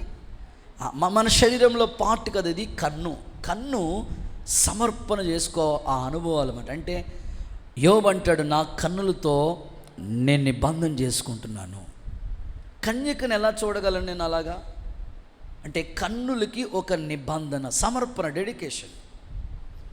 క్రైస్తవ్యంలో ఎదుగుతున్న మీరుకి ఇంకా సీరియల్ మానకుండా, ఇంకా సినిమాలు మానకుండా, ఇంకా రకరకాలుగా లోకస్తుల్లా ఉంటే ఎలాగా? కన్నులకి సమర్పణ రావా? నేను చూడను, దాన్ని డెడికేషన్ అంటారు. తర్వాత నోరు శరీరంలోనే పార్ట్ కదండి ఇది. సజీవ యాగంగా శరీరాన్ని సమర్పించుకోవడం అంటే అర్థం ఏంటంటే కన్ను సమర్పించడమే కాదు, నోరు కూడా సమర్పించుకోవాలి. వ్యర్థంగా మాట్లాడను, బూతులు మాట్లాడను, తిట్టను.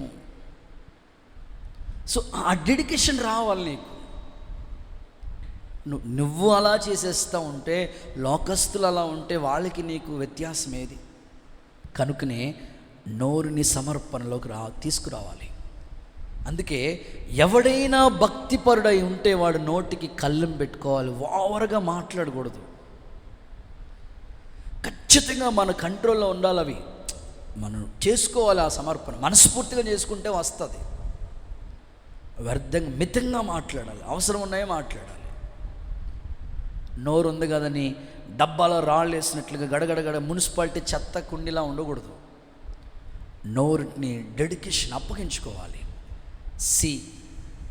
తర్వాత చూస్తే చెవి కూడా వ్యర్థమైనవన్నీ వింటూ ఉంటారు కొంతమంది. వేస్ట్ అది, మనకు అనవసరం. మనకి అనవసరమైన విషయాలు వినకూడదు. వాటిని మనం ప్రభుకి అప్పగించుకోవాలి. తర్వాత చెయ్యి, ప్రభా ఈ చేతులతో నీ పని చేయాలి నేను. కొంతమంది ఆ చేతులు ఎక్కడెక్కడికో వేస్ట్గా, ఓ మాటలో చెప్పాలంటే అన్యాయపు సొమ్ము, లంచాలు తీసుకునేటట్లుగా లోకం ఉంది. కానీ నువ్వు చేసుకోవాల్సిన సమర్పణ ఏంటంటే, ప్రభా ఈ చేతులతో అన్యాయంగా లంచాలు తీసుకోనయ్యా. సో నువ్వు చేసుకోవాలి. అది నీలో చేసుకుంటేనే నీలోనికి వస్తుంది ఆ డెడికేషన్.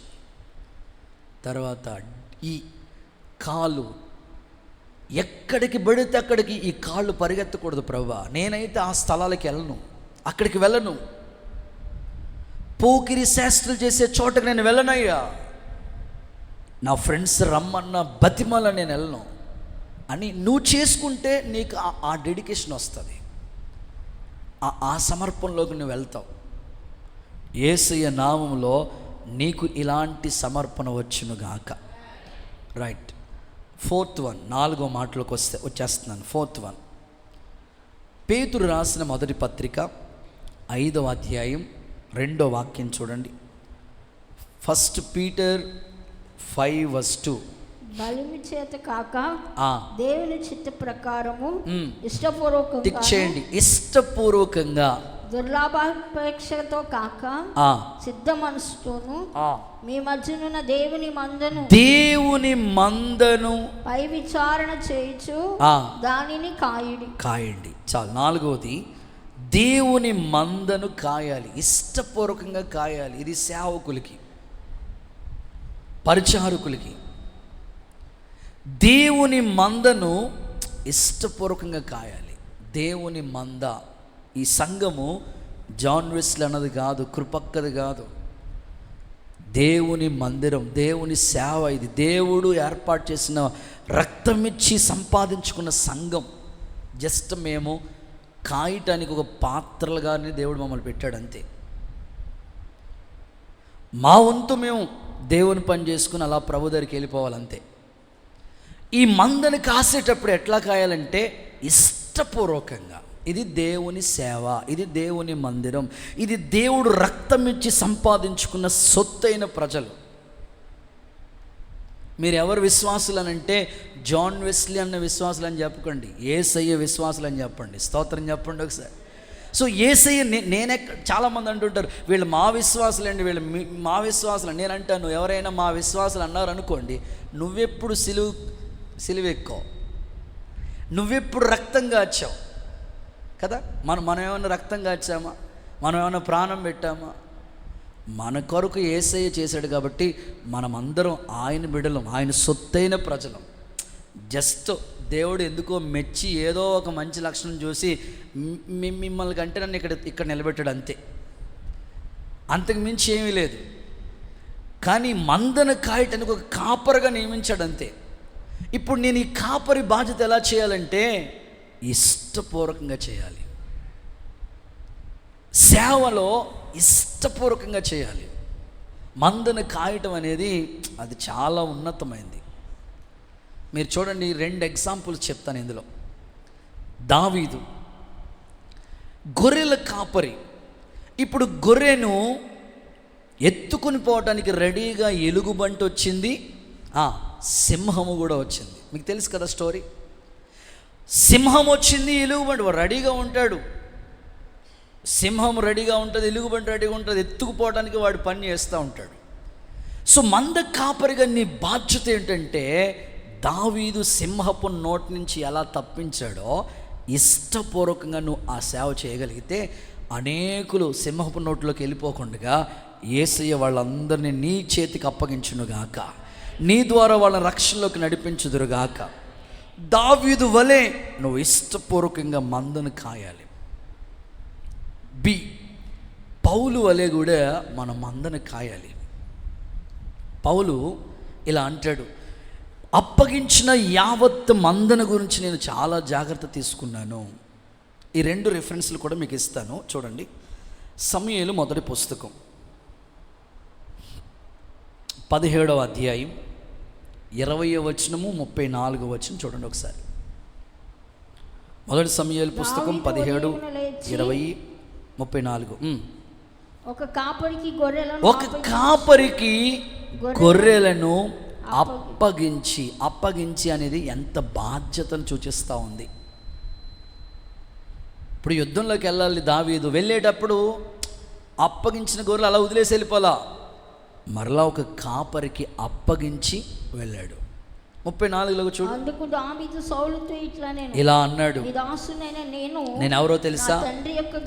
నా తండ్రి గొర్రెల్ని కాస్తా ఉన్నప్పుడు సింహం వస్తుంది, ఎలుగుబంటి వస్తుంది, మందలో నుండి ఒక గొర్రె పిల్లని ఎత్తుకుపోయే పని వాడు చేస్తాడు. నేను తరిమి చంపి దాని నోటి నుండి కాపాడాను. దావీదు గొర్రెల కాపరి. నిజంగానే మంద గురించి ఎంత జాగ్రత్త అండి బాబు.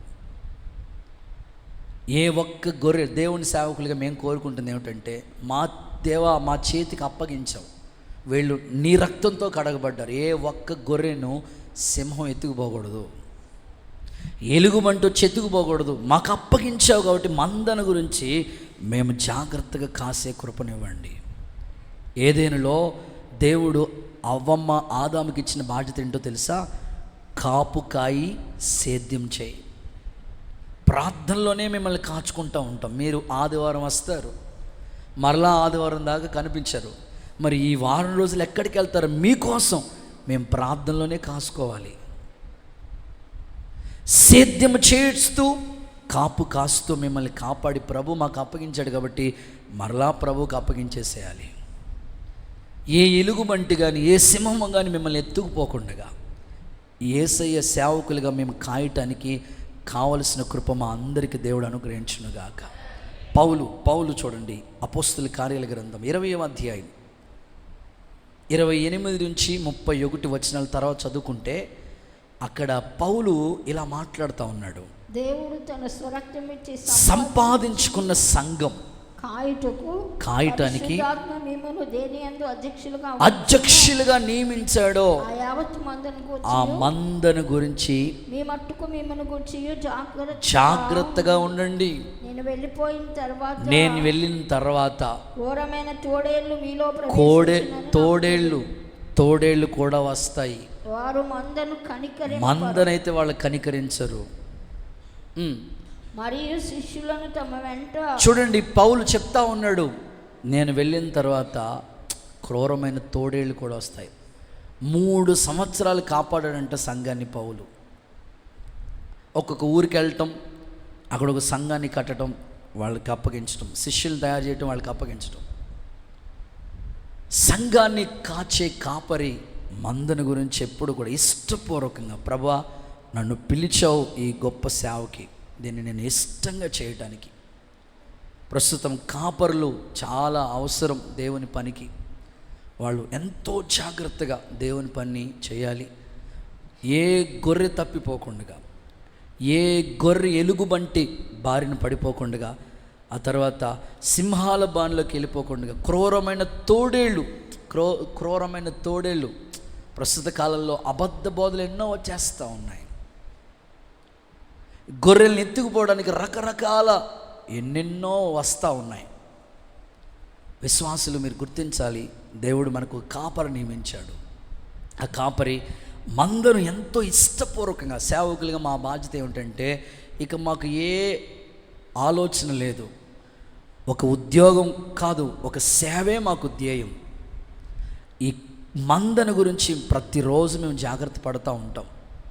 విశ్వాసులైన మీరు ఇంత మనస్ఫూర్తిగా ఈ సేవను చేస్తూ ఉన్నప్పుడు మీరు కూడా సహకారులుగా, సాక్షులుగా ఉంటే ఈ పరిచర్య ఉన్నతంగా కొనసాగించబడుతుంది.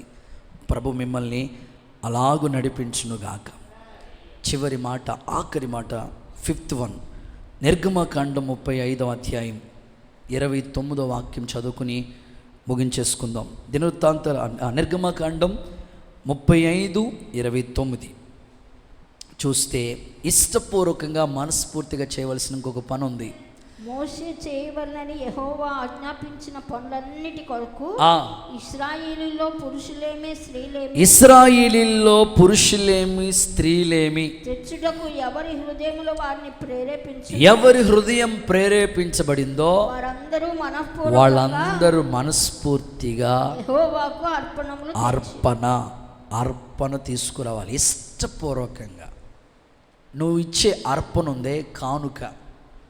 ఆదివారం మందిరానికి వచ్చినప్పుడు కానుక బలవంతంగా కాదు, ఇష్టపూర్వకంగా. స్త్రీలేమి పురుషులేమి, వారం అంతా దేవుడు కాపాడాడు, ప్రయాణాల్లో తోడే ఉన్నాడు, ప్రమాదాల బారిలోకి వెళ్లకుండా రక్షించాడు, అనారోగ్యంతో మంచాన్ని పడలేకుండా బ్రతికించాడు. ఇన్ని చేసిన ప్రభుకి మనం ఏం చేయగలం? కృతజ్ఞతతో అర్పణ. దేవుని మందిరంలో మీరు ఇచ్చే అర్పణ అది ఇష్టపూర్వకంగా. అందుకే మనం ఏ కార్యక్రమం చేసినా, సభలు పెట్టాలి, క్రిస్మస్ పండుగ చేయాలి, చిన్నపిల్లల పండుగ చేయాలి, సువార్త కూటాలు జరిగించాలి, మందిరాలు కట్టాలి, స్థలాలు కొనాలి, ఏది చేసినా ఒకటే, కానుక అనేది బలవంతంగా ఎప్పుడు ఎవరిని డిమాండ్ అయితే ఎప్పుడూ చేయలేదు, చేయం కూడా. అది మీ ఇష్టపూర్వకంగా. అవును, దేవుని పని జరుగుతుంది ఇక్కడ. దేవుని సేవకు పురుషులేమి స్త్రీలేమి ఇష్టపూర్వకంగా మీ సంపాదనలో కొంత, అది కూడా 10% కొంతే దేవుని పరిచర్య కొరకు అర్పణ ఇష్టపూర్వకంగా. ప్రత్యక్ష గుడారం కట్టేటప్పుడు మోషే అనౌన్స్ చేశాడు, మీలో అర్పణ తీసుకురాగలిగిన వాళ్ళు మనస్ఫూర్తిగా తీసుకురండి. వాళ్ళంట ప్రత్యక్ష గుడారం కొరకు అందరూ మనస్ఫూర్తిగా తీసుకొచ్చి ఆ నిర్మాణాన్ని కొరకు ఇస్తే, మరలా మోషే ఏమని అనౌన్స్మెంట్ చేస్తానంటే, బాబు మీరు ఇంక కానుక తీసుకురావద్దు, ఇంక తేవద్దు, అసలే సరిపోతుంది, సో వాళ్ళంత ఎంత మనస్ఫూర్తిగా దేవునికి అర్పణగా ఇచ్చారో చూడండి. అందుకే దావీదు కూడా దేవుని మందిరం కోసం ఇష్టపూర్వకంగానే తన సొంత బంగారాన్ని కూడా సమర్పించేసుకున్నాడు. ఈ ఉదయకాలం దేవుని సన్నిధిలో అర్పణ, కయీను హేబేలు మనకు తెలుసు. హేబేలు అర్పణ మాత్రమే దేవుడు ఎందుకు అంగీకరించాడంటే అతడు హృదయపూర్వకంగా ఇష్టపూర్వకంగా ప్రభుకి ఇచ్చాడు. మీ అర్పణ కూడా మీరు వేసే కానుకైనా చెల్లించే దశంభాగమైనా ప్రభు అంగీకరించాలంటే బలవంతంగా వద్దు, ఇష్టపూర్వకంగానే చేయండి. ప్రభు కోసం సాక్షులుగా మనం బ్రతుకుదాం. అలాగ దేవుడు మిమ్మల్ని నడిపించునుగాక. చేతులు ఎత్తి ఒకసారి హల్లెలూయా చెప్పండి. మా పెద్ద పాస్టర్ గారు చెప్పారు, ఒకసారి పిల్లలు నిజం చెప్తూ ఉంటారు. పెద్దోళ్ళు చెప్తారు లేదో తెలియదు కానీ పిల్లలు మాత్రం ఖచ్చితంగా నిజాలు చెప్తూ ఉంటారు. వాళ్ళ బామ అంటే మందిరానికి వచ్చే వాళ్ళ బామ ఆ ఆదివారం మందిరానికి వస్తా డజన్ అంటే 12 ఆనపకాయలు తీసుకొచ్చిందంట. దేవుని మందిరానికి వచ్చినప్పుడు కొంతమంది బియ్యం తీసుకొస్తూ ఉంటారు, కూరగాయలు తీసుకొస్తూ ఉంటారు. సో వాళ్ళ కిరాణాలో కూడా దేవుని పనికి వాళ్ళు బాధ్యతగా వాళ్ళు చేసుకుంటూ ఉంటారు. ఆ తల్లి మందిరానికి వచ్చినప్పుడు 12 ఆనపకాయలను, వాళ్ళ ఊరిలో ఆనపకాయలని సొరకాయ అంటారంట, పొడవుగా ఉంటుందే, తీసుకొచ్చింది. పెద్ద పాస్టర్ గారు డౌట్ వచ్చి అసలు ఈవిడ కాకి కూడా పిల్లికి కూడా ఏమీ చేయదు, భిక్షమేయదు, ఇలాంటి ఆమెకి ఎంత మారు మనసు వచ్చేసింది, అసలు గుడికి వచ్చినప్పుడు 12 ఆనపకాయలు తెచ్చిందంటే అస్సలు మామూలు విషయం కాదు ఈవిడ అని వాళ్ళ మనవడు అక్కడ ఉంటే వాళ్ళ మనవడిని అడిగారంటే పెద్ద పాస్టర్ గారు, ఎరా బాబు ఏంట్రా బాబు ఏంటి అసలు అడావుడేంటి, మీ నాయనమ్మ 12 ఆనపకాయలు తీసుకొచ్చింది ఏంటి, అసలు మీ నాన్నమ్మ గొడవ ఏంట్రా బాబు అంటే, అన్నయ్య పెద్ద పాస్టర్ అన్నయ్య వందనాలు అన్నయ్య అని ఆ పిల్లోడు అన్నాడంట. మరి ప్రథమ ఫలము మేము కోసుకుని తిన్నాము,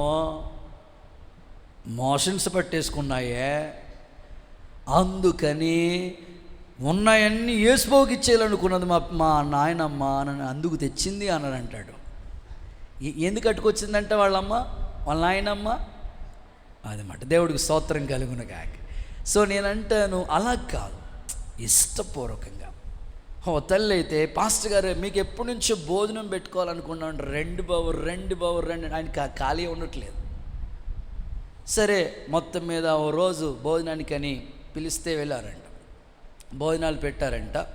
తింటున్నప్పుడు పిల్లలు చెప్తూ ఉంటారు కదా, పిల్లలు పాస్టర్ గారికి అన్ని నిజాలు చెప్పేస్తుంటారు. వాళ్ళ అమ్మ గురించి అడిగామనుకోండి డీటెయిల్స్ అన్నీ వచ్చేస్తుంటాయి, బయోడేటా అంతా వచ్చేస్తూ ఉంటుంది. వాళ్ళ డాడీ ఎవరే మీ డాడీ ఎట్టుండి మొత్తం అంతా డీటెయిల్స్ వచ్చేస్తుంటాయి, పిల్లలు భలే చెప్తూ ఉంటారు. ఆ పిల్లోడు చెప్పారంట, పాస్టర్ గారు ఇప్పుడు మీకు బిర్యానీ పెట్టిందే మా నాయనమ్మ, మీకు వంట చేసి పెట్టిందే ఈ కోడి ఎక్కడదనుకున్నారు, ఏమరు నాకేం తెలుసురా బాబు, అదే రోడ్డు మీద లారీ వెళ్తే తొక్కింది, చచ్చిపోయింది, ఇప్పుడు ఏం చేయాలా, పాస్టర్ గారు కొండి పెట్టేద్దాం, దేవుడికి స్తోత్రం చెప్పండి. సో నేను అంటాను అలా కాదు, ఇష్టపూర్వకం. మీలో చాలామంది సేవను ఇష్టపూర్వకంగానే అర్పణలు చెల్లిస్తూ ఉంటారు. సో మీకది ప్రతిఫలం. సో బలవంతంగా నేను ఎవరిని ఎప్పుడు ఏది ఆశించను. సో ఇంత మందిరాలు కడుతున్నామంటే, కన్స్ట్రక్షన్ వర్క్ జరుగుతుందంటే, సో బలవంతంగా అయితే ఎప్పుడు ఏది తీసుకోను. మీ హృదయపూర్వకంగానే ఇష్టపూర్వకంగానే ప్రభు కొరకు అర్పించుకోండి. దేవుడు మీ కష్టాజీతం కూడా దేవుని పనిలో వాడబడేటట్లుగా సాక్షులుగా మిమ్మల్ని నియమించునుగాక. గట్టిగా ఆమెను చెప్పండి. ముగిస్తూ ఉన్నాను. నీ ప్రజలు ఇష్టపూర్వకంగా నీ వద్దకు వస్తారు. మనం కూడా దేవుని దగ్గరికి వచ్చాం. ఇప్పుడు ఇష్టపూర్వకంగా మనం చేయవలసిన ఒక 5 బాధ్యతలు, 5 పనులు మీ ముందు పెట్టాను. ఈ 5 మాటల్లో ఏదో ఒక మాట నీకు అవసరమై ఉంటుంది. ఒకటి, దేవుని పని ఇష్టపూర్వకంగా చేయి. ఒకవేళ చేస్తూ ఉన్నా అది ఇష్టం లేకుండా చేయొద్దు, ఇష్టపూర్వకంగానే చేయి. 2, దేవుని చిత్తం కూడా నీ పట్ల దైవ చిత్తం ఉంది, నీ ఇంటోళ్ళు ఒప్పుకోవట్లేదు, కానీ దేవుని చిత్తాన్ని ఎదిరించొద్దు, వాక్యానుసారంగానే నువ్వు చేయాలి. 3, సమర్పణ కూడా ఇష్టపూర్వకంగానే చేసుకోవాలి. 4, మందను, దేవుని మందని సంఘాన్ని ఇష్టపూర్వకంగానే కాయాలి. 5వది, అర్పణ కూడా ఇష్టపూర్వకంగానే తీసుకురావాలి. ఈ మాటలు దేవుడు మన అంతరంగాల్లో స్థిరపరిచి వాక్యాన్ని 100 అంతలుగా ఫలింపచేయునుగాక. మోకరించి